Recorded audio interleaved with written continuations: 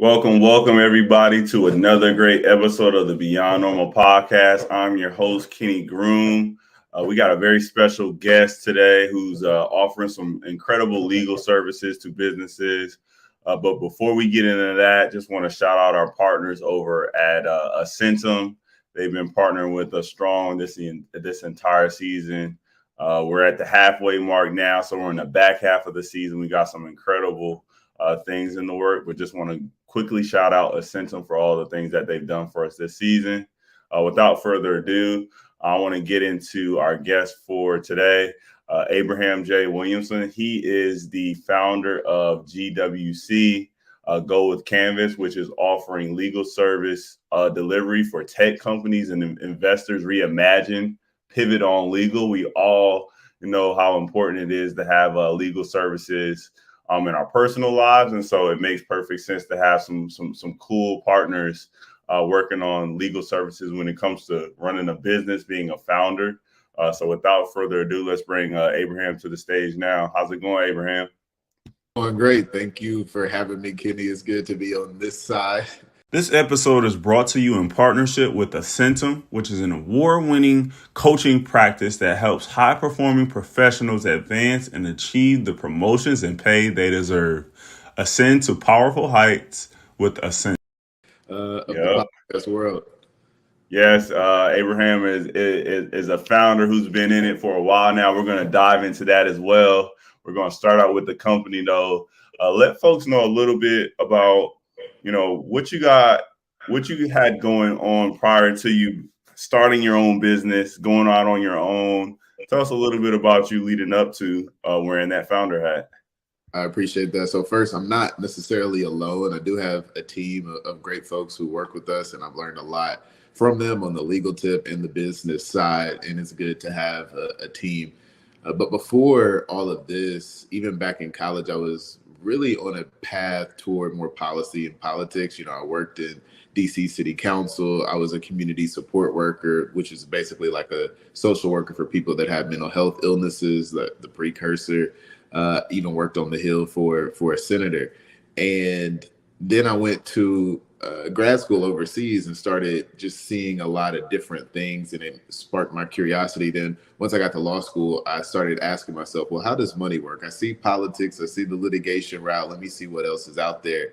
And I ended up, wanting to pursue more like corporate and finance. But funnily enough, after I graduated from law school and before I started working at my first firm in New York, I actually worked in a photography gallery on Beale Street and learned there really how to sell and how to connect with customers, how to learn. I came in and I was teaching the sales training, and I had people who were like, you can't learn how to sell from YouTube, et cetera. And then once we hit the sales floor, we just made some small changes to how we were approaching customers, and it made a huge difference. It was the best month for prints ever, in the history of that museum. And I learned a lot from the people there. It was a team effort there too. So then once I got to the law firm, I started to see, okay, what does it look like to think about merging the sales and the business side with the actual skill set of being a lawyer?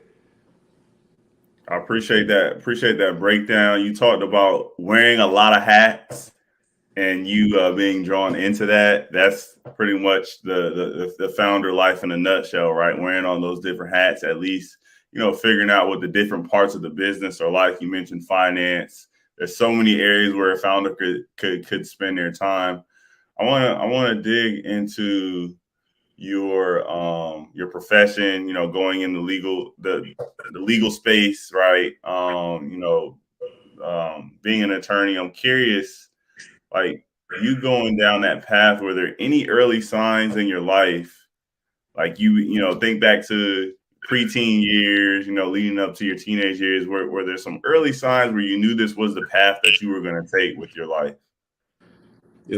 I think so. It's a profession that's around a lot of people. Most people, by the time they turn 8 years old, know what a lawyer is, maybe not exactly what you do day to day. So I was exposed to that. But different markers along the way kind of revealed that it might be something that I wanted to explore. A lot of people say they were good at arguing, and I don't know if that was true for me or not, but at the dinner table with my parents and family, we were constantly having conversations and discussions about a variety of things. And what I appreciate, among many things, about my parents is that, you know, we were having creative discussions with each other. Sometimes it would be my dad thought this, I had a different view. My mom thought this, I had a different view. And we talked about it. It wasn't like, know your place, don't say anything. It was bring your best arguments to the table. And we really kind of worked that out. And I changed my mind a lot after those conversations as well. And also began to refine and develop and learn how to talk to people. And I took that into debate when I was in high school. But when I was in college, as I mentioned, I was a community support worker. And I remember a situation where I was counseling somebody who was unhoused. They had, some drug addiction that they had beaten or were basically beaten. And I had to go to court one day.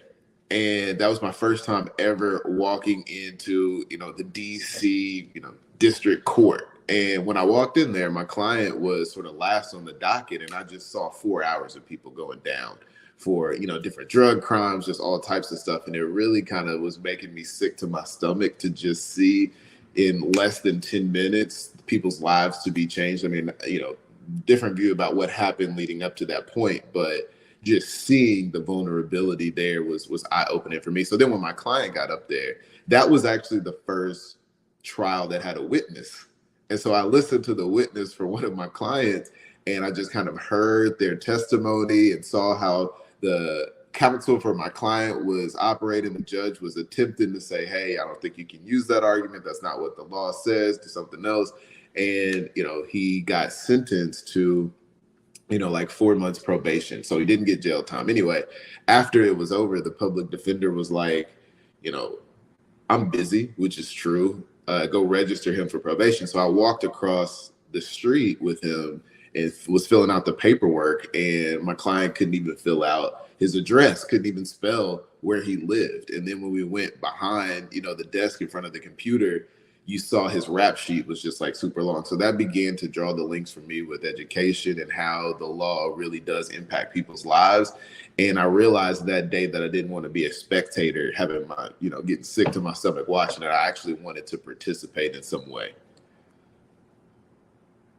Man, that's a dope story, man. I think, we all have, people in our life that we can relate to with that, where, stuff happens, that and it gets worse when you don't have somebody sitting there going through what your representation should be like. Here's what these documents mean. Here's what these options actually mean. And then it just sends you down this path. And, that's not necessarily setting you up for success. I can think of people in my life where they had something early on in their life happen and they didn't necessarily have those people in their corner from a legal standpoint. And from that very first time where something happened, right? And then it doesn't set their life up for success.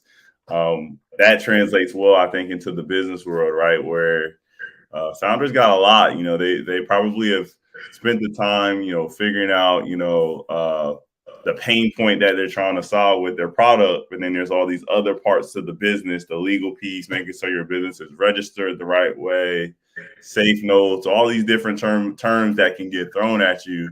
And so you can kind of get lost in the sauce in a lot of ways from the business world. So I appreciate you laying out that story now, that background that's got you to this point. Tell us a little bit about GWC and what were you seeing that founders didn't necessarily have, where you feel like you could fill that niche, fill that void? Yeah. So first off, founders, in my experience, are, pretty sharp in terms of what they explore on the internet, and they're gaining as much knowledge as they can across the board in their business. What we often saw, though, was folks who were still figuring out and learning what specifically building a venture capital business looks like. Many folks in our community, we like entrepreneurship, we like businesses, everybody at some point has probably thought about or has an LLC, but venture is different. There's a particular type of company that venture investors, angel investors want to put their money into, and also a particular way they're expecting it to look. How many, shares you have, how you have issued the stock, just various different things that, founders, when we see them, oftentimes there may be some things, but not all things there. And then when it comes to protecting their IP and making sure that the IP is in the business, that they have not, hired people to do work for them that they don't actually own. These are the types of things that we help people with along the way. And then, like you said, safe notes have become more popular recently. You can have a lot of people handing them out like a Pez dispenser in some cases, and then you look at your cap table and you're like, what happened, or what's the actual implication of this? How much of the business did I actually give up? So, like I said, many founders are knowledgeable, but we do find that there are sometimes opportunities for us to go in and just shore up their foundation. And that makes perfect sense. It's crazy. It's like, the legal space for people that look like me and you, a lot of times that initial feeling is like, well, I hope I never have to have an attorney, right? But then I can think of the instances where I have had an attorney help me look at something, in the room with me. Obviously there's a cost, right? I think that's the initial piece, but just having that person in my corner, they were able to, whether it's a speeding ticket, whether it's something for a job, an employer, they're able to take stuff off of my plate, right? Where I can actually focus on what I wanted to be doing, right? And so I think that's the piece where there's like that initial like bad taste because you're spending money, but you got to spend some money in order to make money. And when you get past that, in my experience, the limited amount of times that I have had to have legal representation, the money was like always well spent, man. Down to the speeding tickets. I'll be honest, I have gotten speeding tickets, folks. No surprise. But I do not want to be going into the courtroom explaining myself in Kenny language while I was speeding. I'd rather have an attorney sitting there walking me through the process and allowing me to focus on the parts that I need to focus on. That's huge. And that's another value add, is learning how to speak the language, what to say, how to say things, the phraseology about it. And then, we also see a lot of different companies. And so another benefit with having a lawyer of any type is they're going to be able to give you a sense of what other people are doing, broadly speaking. So you can see if your approach is off base, it can innovate, but like, what are the parameters around that? And by the way, having been in the car with you, I do think you're a safe driver most of the time.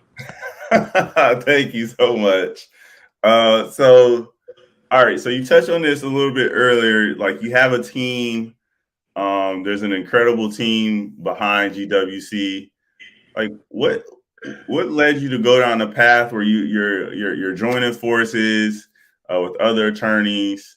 You guys are creating this A team. Like, talk a little bit about like what went into that thought process for you all to get together versus, some people want to go the solo route, be a solopreneur, do things on their own. What did you see where it made sense to have this team, this powerful team put together?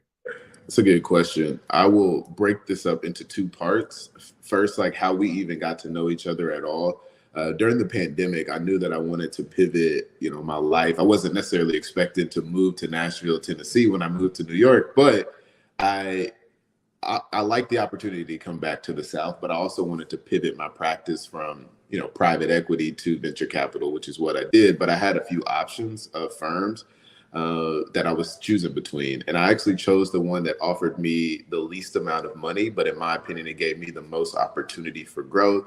One, it allowed me to meet my current business partners and really learn under them, which was huge. But secondly, they really encouraged me to develop a book of business on my own and put the systems in place to allow me to do that.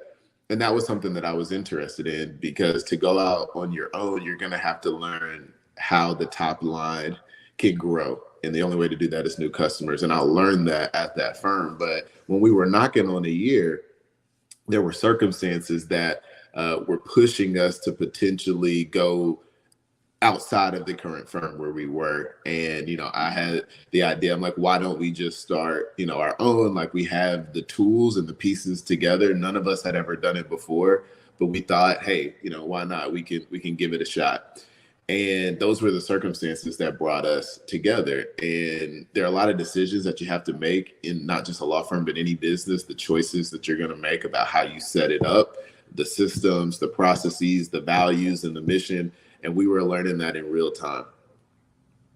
Yeah, that's dope, man. Taking that gamble on yourselves, that's huge. Is there a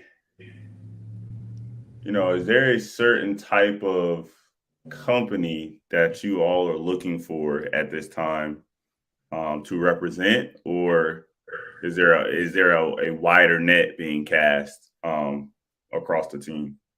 I think there is a specific profile that we often find from contact to becoming a client. They tend to move through the process more quickly or more fully. And, the profile could be someone who, they're at a university right now and they're in a business class and they have an idea and they're going to pitch competitions and they want to turn their idea into an actual business. Where do they start? That's a really good candidate for us. Or an entrepreneur who's been going along for a few years, but now they're like, okay, I actually want to level up. A lot of folks who come into contact with us are also looking to go into accelerators like, Techstars, YC, Generator, and some of the other great accelerators around the country. So I think it's folks who know that their business idea is more than a lifestyle business. And it doesn't necessarily mean that they're going to be a $1 billion company, but people who are like, look, I have a good business, and in order to grow, I need outside capital.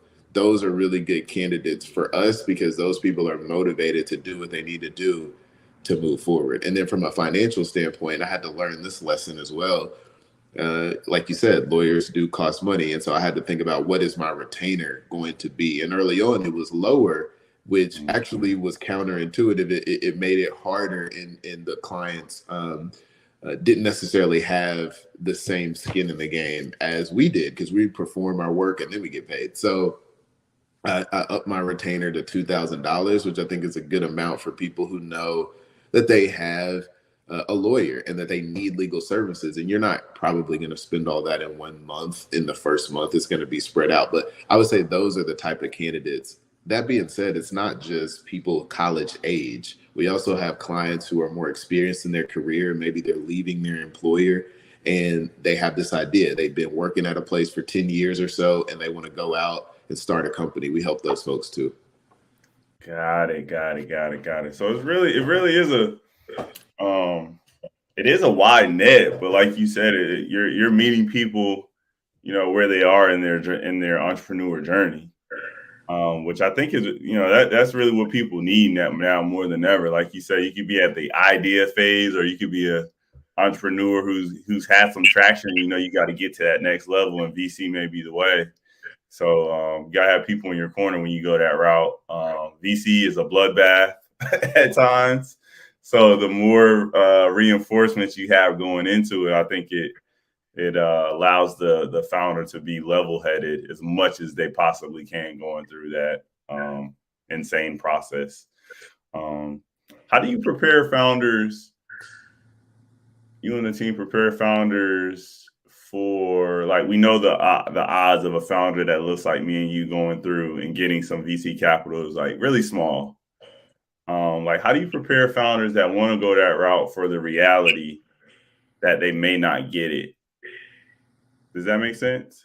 It does. And that's a really good question. I think being upfront about the odds. I mean, most people, like I said, they're smart. They know that, the chances are slim. I think going into it, it's that, upfront, accepting it's going to be tough or it's going to take longer than you might think.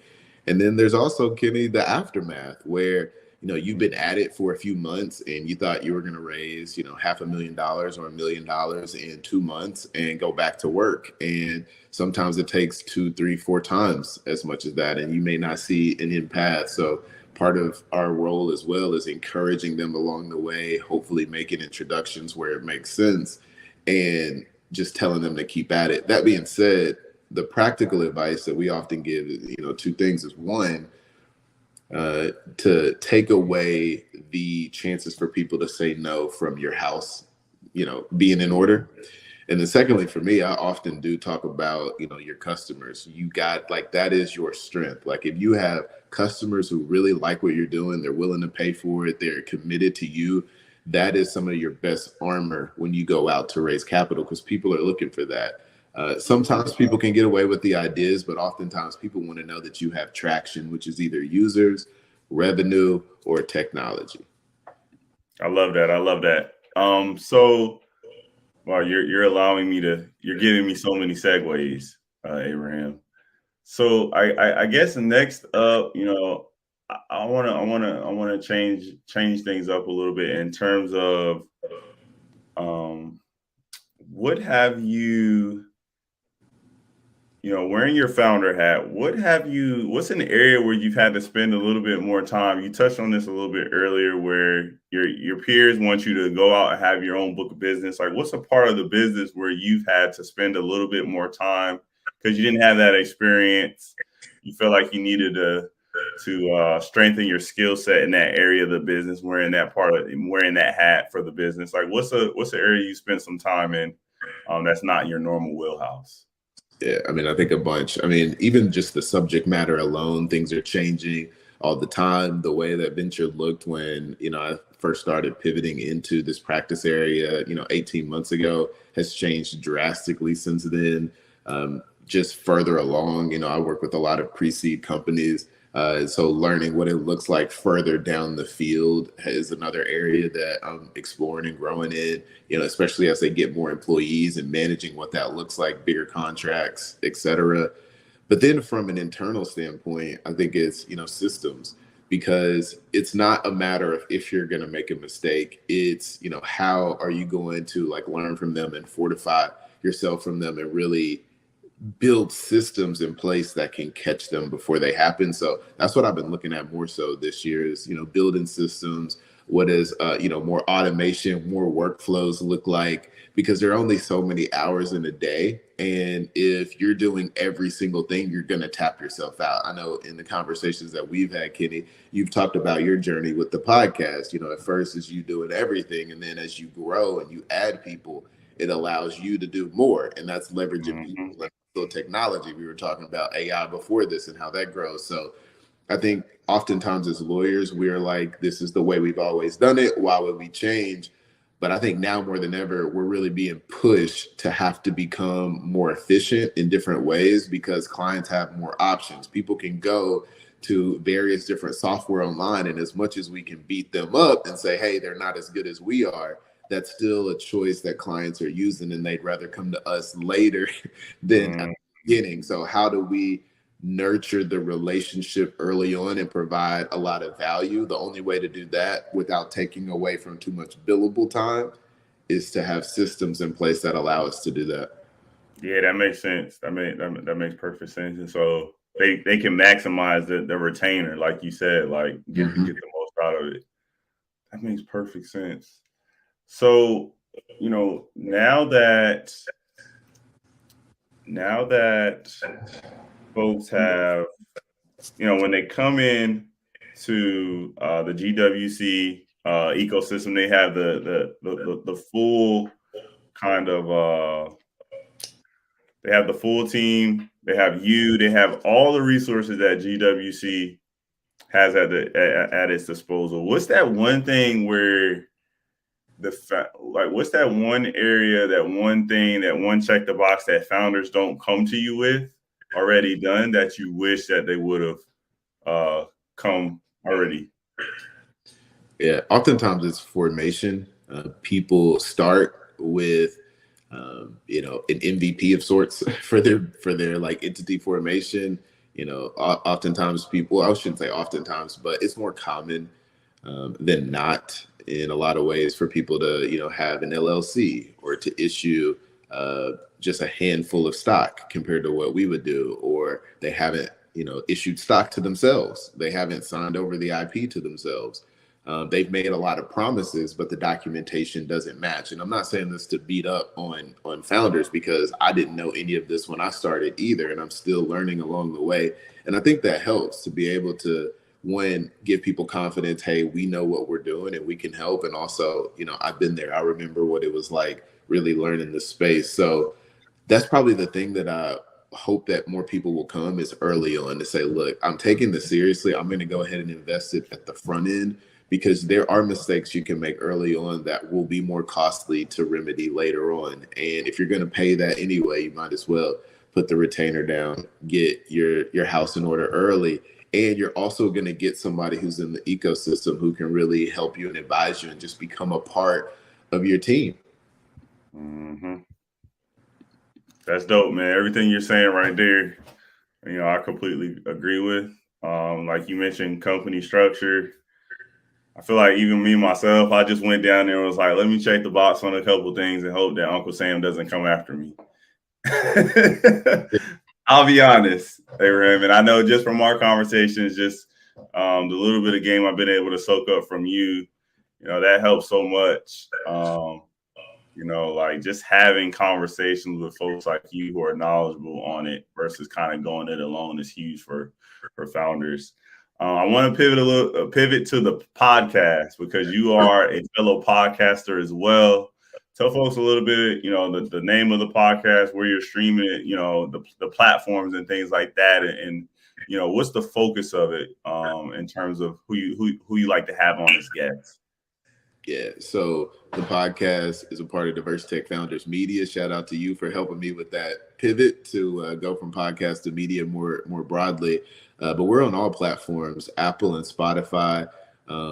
Both of those do really well. Most people do listen on Apple, but Spotify is doing well. Also, I think last year we were like in the top, 15 most shared globally, which was a surprise for me, but it just goes to show you that people are finding value in the stories. I mean, we've had you on as well, Kenny. So the people that we're interested in bringing on are founders and investors or folks within the community, ecosystem builders of sort, who have a company and their mission is aligned with ours, which is to leverage the one thing that's older than capital, which is social capital. It's no surprise that in a lot of ways, folks in our community see the numbers and that there is a little investment in particular founder demographics.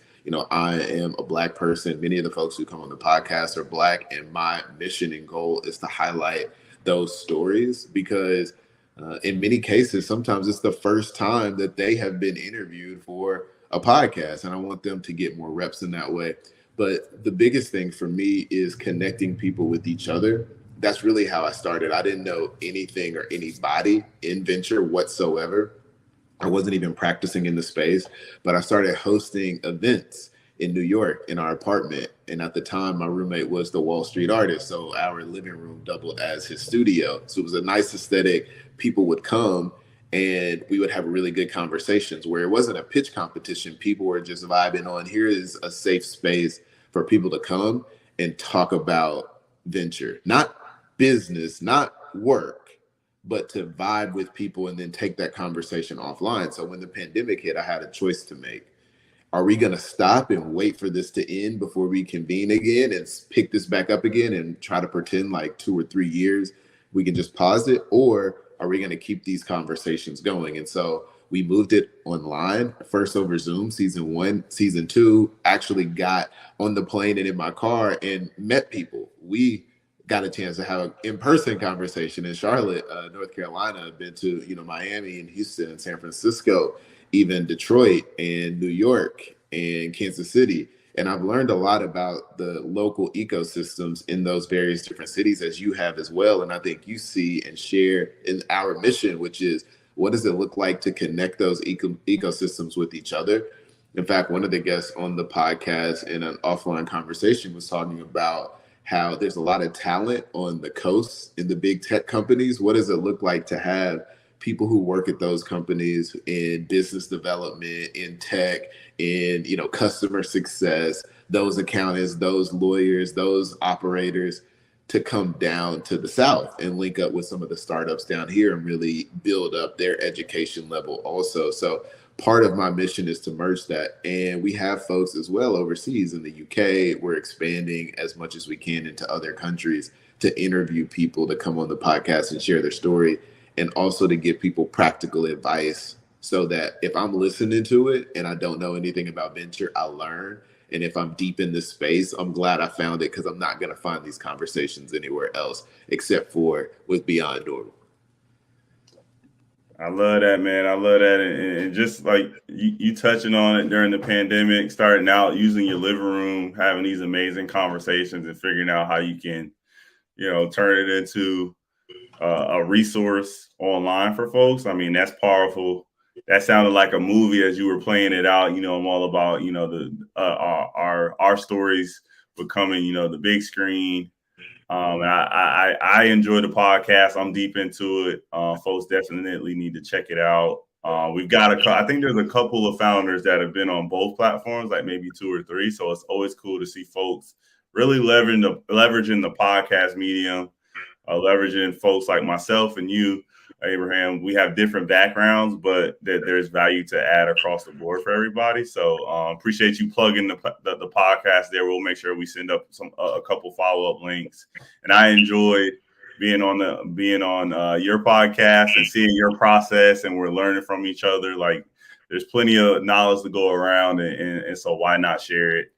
Definitely appreciate you extending that olive branch and letting me hop on, because I had a blast with the questions you asked me.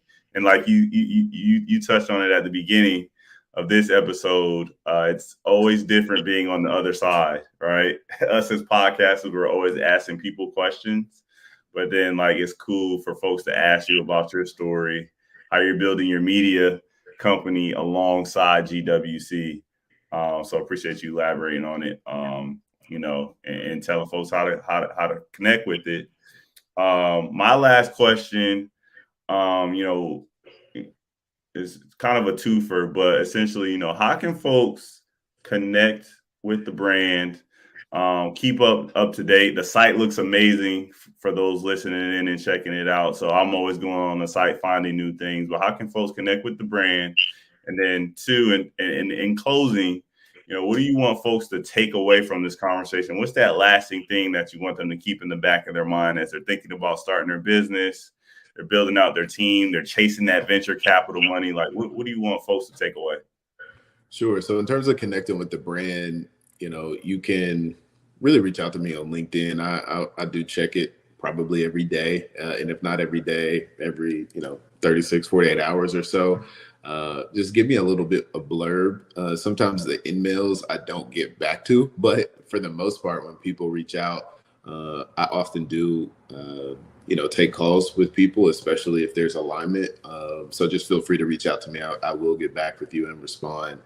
And then in terms of the takeaway or what people to really kind of, keep noodling on after this interview or after this recording is the power of relationships. When I was just getting started and when others are just getting started, you may not know everybody who's going to be there when it's time for you to win. And so just take those early relationships, people who are there and showing up, take those seriously. I remember hearing a quotation from somebody who was like, a third of the people are going to like you, maybe love you, but let's say a third of the people are going to like you. A third of the people are going to not like you no matter what you do. And a third of the people in the middle may not really care either way. So satisfying the third who really does like you and is there for you, usually the third who's in the middle, they'll respect that. And that's how you grow. There was an episode on social capital that kind of digs in a little bit more about what it looks like to grow and build relationships. So that's what I would leave people with. You dropping bars at the end. I appreciate that, Abraham. Just like you said, find your tribe, focus on those who are really there to support you. That's always big. It's okay to have people who aren't necessarily for you. Some people just, call that an opportunity. Some people call them haters. It's good to have haters, guys. It is a good thing, believe it or not. I know it sounds crazy, but it's good to have folks to sit there that, you can push forward through things and really prove them wrong. And so I appreciate you dropping that last bar, that nugget. Abraham, it's been a blast. Like you said, we have plenty of conversations offline. And so this is like the third or fourth conversation of many to come. Abraham is always traveling, so we're definitely going to try to figure out how we get an in-person interview sooner rather than later. But appreciate you for coming on the platform, sharing your story. And for those listening in, thanks again for tuning in to another great episode of the Beyond Normal podcast. Absolutely. Thank you for having me, Kenny. And your episode sticks with me to this day in really laying out how people can benefit from this medium, because when people come on, it's a win. And it's a win because they get a chance to practice telling their story more. And when they move forward, they'll remember when they sat down with Kenny on the Beyond Normal Media. Appreciate that. Thanks, folks.